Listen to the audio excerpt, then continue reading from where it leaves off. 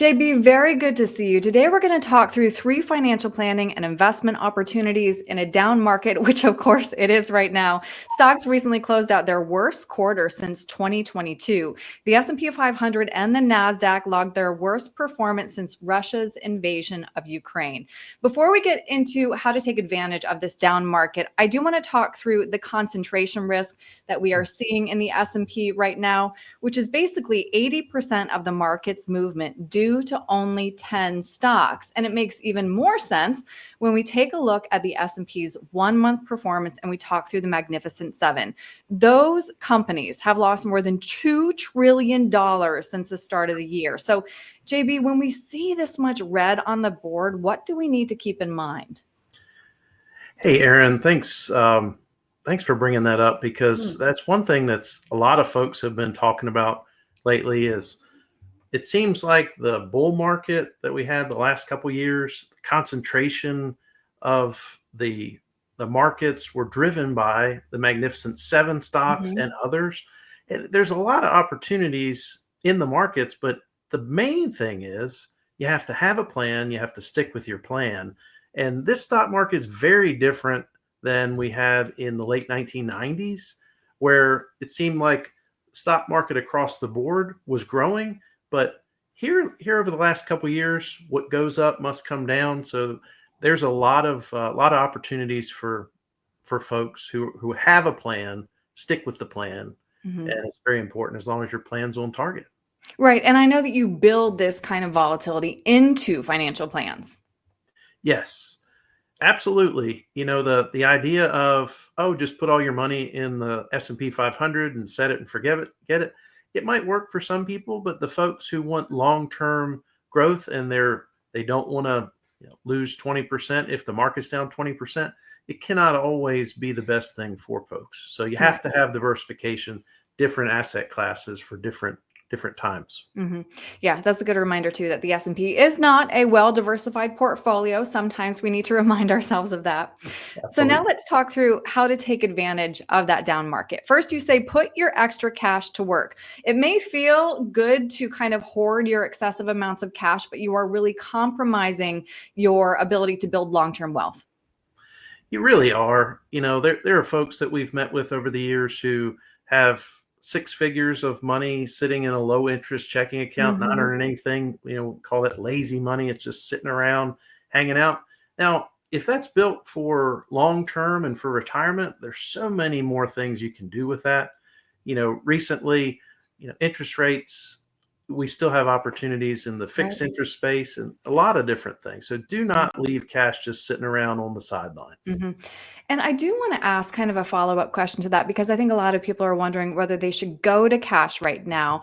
And you wanted to bring up what happens when we try to time the market. This shows a $10,000 investment over a 15-year period. If you just stay invested, that turned into $45,000. But if you miss the 10 best days, it's amazing what happens to your returns. It is. The first time I saw this graphic, Erin, it's mind blowing. 15-year time period, you miss the 10 best days in the market, you have $20,000 at the end of the time period. And this is starting with, as the chart says, with $10,000. But just those 10 days being out of the market, you miss out on that extra $25,000. So build a plan, stick with the plan, reevaluate the plan. Don't jump in and out of the market. Market timing doesn't work. What's important is time in the market, not timing of the market. Right. All right. Now let's talk through how to take advantage of these losses. You say consider tax loss harvesting. How does that work exactly? So with the tax loss harvesting, it's important if folks are looking to get out of certain positions that may have had a lot of growth over the years. Now's a good time that you can sell some of those things. With tax loss harvesting, you're combining any gains that might not meet your goals. We all know it's important to reevaluate our goals over time. Well, maybe you got a stock 10 years ago that has a ton of gains, but it's dropped some.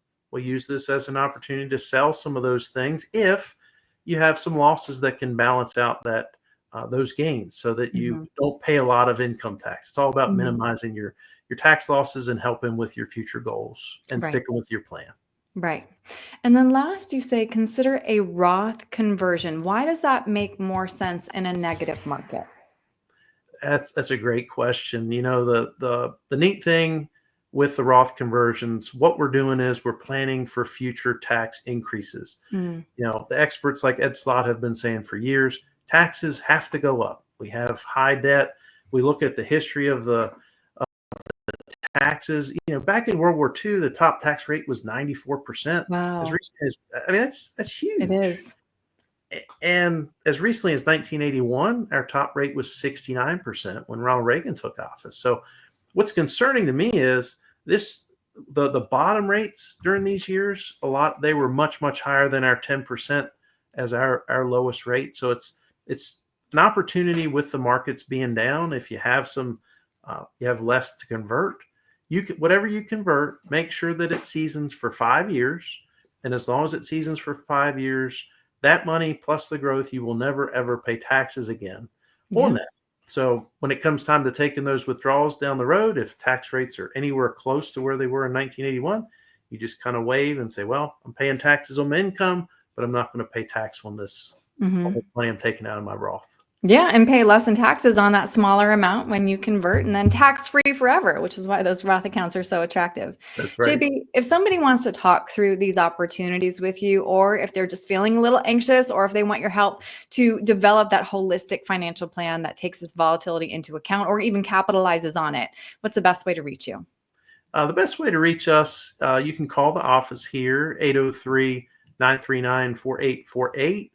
You can visit us online at beckettfinancialgroup.com, and there's a quick contact us link, and it leads to hello@beckettfinancialgroup.com. We'd be happy to chat. All right. JB, thank you so much for your time today. I appreciate it. Thank you so much, Erin.